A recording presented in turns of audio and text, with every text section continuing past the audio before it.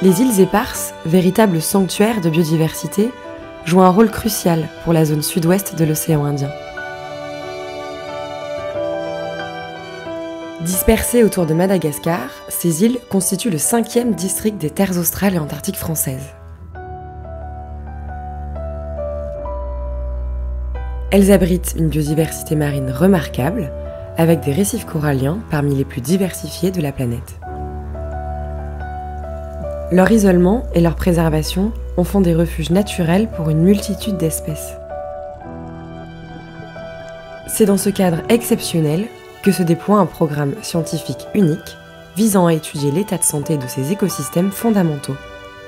100 espèces de poissons sur un transect. Un niveau de diversité tout à fait exceptionnel. C'est à peu près 3 fois les richesses qu'on observe à La Réunion. Le programme Récifs Isolés 2 est porté par les terres australes et antarctiques françaises. En se concentrant sur les récifs coralliens, les mangroves et les herbiers, une équipe de chercheurs tente de comprendre comment ces habitats essentiels à la biodiversité marine parviennent à maintenir leur résilience face aux défis environnementaux actuels. L'objectif sur Europa, comme sur toutes les îles éparses, ça va être d'évaluer l'état de santé des récifs coralliens. Donc ça passe par l'état de santé des coraux, des poissons, des herbiers, des holothuries et de la mangrove, puisque c'est des écosystèmes qui sont associés. La mangrove d'Europa est vraiment unique dans la région. On va essayer de lui donner un score sur son état de santé. Alors on va essayer de mettre en place ce qu'on appelle un protocole de rapid assessment qui permet de mesurer des métriques assez simples. Donc on va mesurer les hauteurs d'arbres, leur circonférence, la diversité des espèces qu'on peut y trouver et tout un tas de métriques faciles à prendre en compte. Alors comme toutes les mangroves, elles servent de zone de nurserie, nourricerie, reproduction pour pas mal d'espèces. Et là on va essayer de l'explorer de manière un peu plus exhaustive.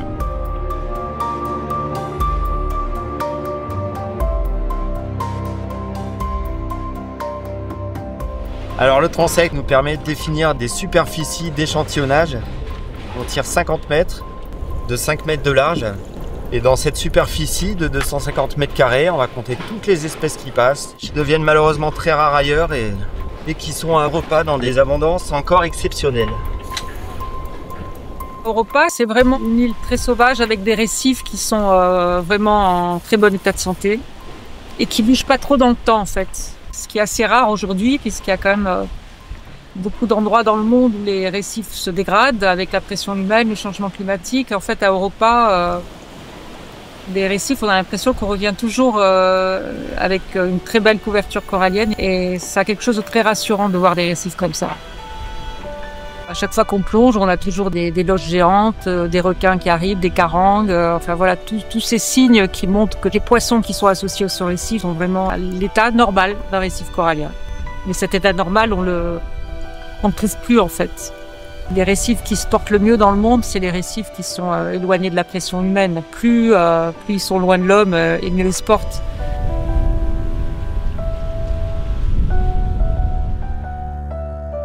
Après 3 jours de suivi sur l'île d'Europa, la mission se dirige maintenant vers l'atoll de Bassas da India, réputé pour son isolement et ses écosystèmes préservés.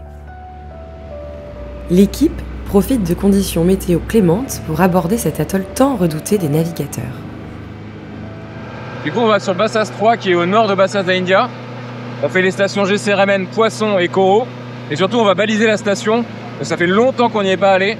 Pour être sûr de la retrouver dans le futur, on va faire en sorte qu'il y ait des piquets un peu partout pour être sûr de vraiment être sur le même site d'année en année. On a implanté cette station pour la première fois en 2011. Puisque nous étions mouillés avec le Marion Dufresne juste à côté. Et la seule zone sur laquelle on pouvait prospecter et installer quelque chose, c'était cette corne-là. Donc on a aujourd'hui à peu près 13 ans de recul. Et donc ça va être la première fois qu'on vient la revisiter 13 ans après, on va dire.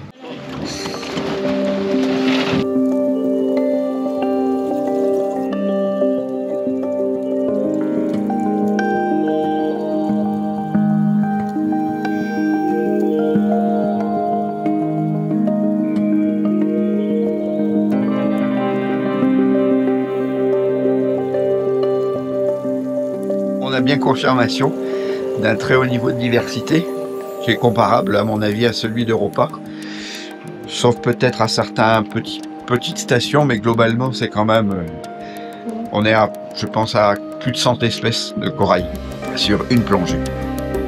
Au niveau de la biomasse, là, ça va être la meilleure destination de toute la campagne, je pense. Biomasse en poisson prédateur plus fort qu'Europa sur ces stations. Incroyable. Au moins 10 espèces IUCN menacées d'extinction. Exactement, c'est ça qui est intéressant. Passer les poissons qu'on voit plus, on voit plus nulle part. Hein. Ça remonte le moral. On a l'habitude de dire que les récifs vont de plus en plus mal, mais il reste quelques bijoux quand même.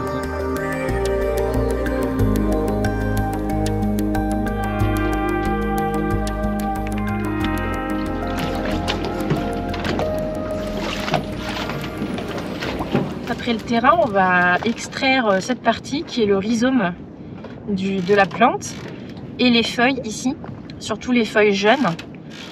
On va les nettoyer et puis ensuite on va les faire sécher et après ils seront réduits en poudre puis analysés en laboratoire, l'azote, le carbone, les isotopes, les métaux lourds. Et sur ces sites isolés, c'est de la donnée très intéressante pour les autres secteurs, surtout les autres secteurs anthropisés. Il y a des informations sur la présence de ces herbiers, mais on n'avait pas de plan collecté. Donc là maintenant, on a un point GPS, et au moins on a les informations sur les petites zones où il y a de la phanérogame. Alors là, on vient de trouver un décipé dérivant qui a été certainement jeté à l'eau par un thonier sénère et qui est venu s'échouer sur les récifs de Bassas. Donc il y a pas mal de coraux qui ont été impactés par ce dispositif de concentration de poissons dérivants. Bassas di India est un atoll vraiment très isolé et on peut partir du principe que le seul vrai impact qu'il y a sur cet écosystème, c'est la pêche illégale et ce genre de déchets qui vont venir impacter les récifs coralliens. Et on essayera, avec le numéro, d'identifier le navire qui l'a laissé s'échapper. C'est top celle-là, cette photo elle est vraiment géniale. Et puis surtout par rapport à la région, quoi. C'est que ça permet de définir un petit peu un référentiel de ce que c'est que des populations de poissons en bon état. Complètement. Et puis d'un point de vue de la conservation aussi, de voir qu'on a des stocks de reproducteurs qui vont pouvoir réalimenter après aussi les récifs voisins de la région. En tout cas au niveau des prédateurs apicaux, il y a une certaine stabilité.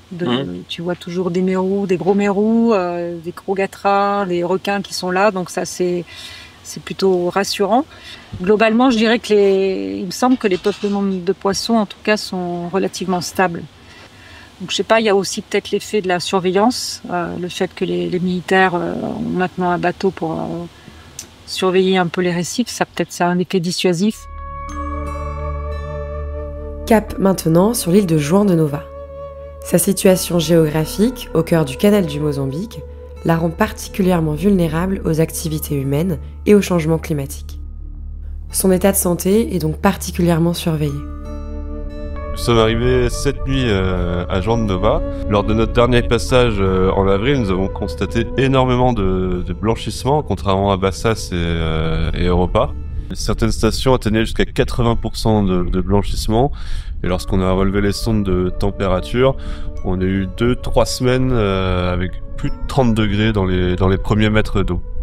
Et on va essayer d'aller voir là si les coraux qui ont blanchi sont morts ou s'ils ont bien repris.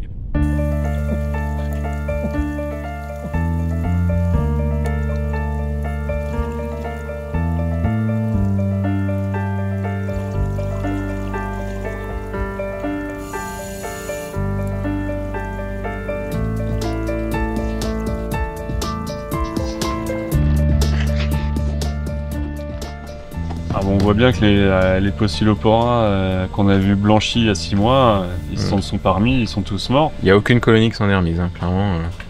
Donc, on voit de toute façon que c'est les Alimeda qui recouvrent la plupart du substrat. Ouais. Les Poecilos qu'on avait vu blanchis il y a 6 mois. Tous succombés, il n'y en a aucun qui s'en est remis. Et les Porites finalement qui sont les plus résistants et résilients face au stress thermique. C'est la fin de la première journée sur João de Nova. On se rend compte qu'il y a très peu de coraux qui ont survécu. Il y a des cyanobactéries, une sorte de tapis, un tapis bactérien qui se met au fond de l'eau, qui est vecteur de maladie pour les coraux, qui va empêcher une certaine régénérescence et surtout qui risque d'augmenter avec l'été. Donc pour cette station-là, c'est quand même inquiétant. Les algues, on est passé de quasiment 20 à plus de 45%. Et les coraux de 30, on est passé 30-35, on est passé à 15-18. Ouais, alors, c'est pas vrai partout sur toutes les stations de Juan. C'est-à-dire qu'il y a effectivement une différence entre les zones de Juan. Le sud de Juan est beaucoup plus préservé, la richesse spécifique est beaucoup plus préservée. On est à plus de 70 espèces de coraux. On voit que la richesse spécifique se maintient. Et ça, c'est quelque chose de très important. Et c'est vraiment ça la source d'espoir. Et lorsque les conditions sont bonnes, eh bien, effectivement, ça repart. Et ça, c'est très très important pour l'avenir. Europa et Bassa, c'est le mot stabilité. C'est assez extraordinaire de voir la stabilité des peuplements de coraux que l'on a dans le temps et dans l'espace. Donc ça, c'est quand même une bonne nouvelle, surtout pour Bassa, ce n'était pas une évidence. Et on a pu le voir. Pour Juan, la situation est différente. Gros bleaching, gros impact sur les peuplements coralliens, mais à côté de ça, une richesse spécifique qui reste encore présente, qui est très importante, souvent sous forme de petites colonies coralliennes qui sont présentes et qui ont résisté. Donc ça, c'est l'espoir, c'est l'avenir. Ça montre que ce système, même quand il est très impacté, a une capacité de résilience qui est exceptionnelle. Une dernière zone géographique reste à explorer dans le nord du canal du Mozambique, les bancs de la Zélé et du Geyser, ainsi que l'archipel des Glorieuses, dont la gestion est répartie entre le parc naturel marin de Mayotte et les terres australes et antarctiques françaises. C'est des stations qui sont suivies depuis les années 2000 sur l'ensemble des îles éparses et également le banc de la Zélé, là où on se trouve aujourd'hui. Et le but est d'établir un état de santé des récifs coralliens. Alors à l'image de ce qu'on a déjà observé cette année avec les fortes températures de 2024, les coraux, beaucoup sont morts. Un peu comme à Mayotte sur certains récifs, là on a quand même une forte mortalité des coraux de manière générale sur les différentes stations qu'on a relevées.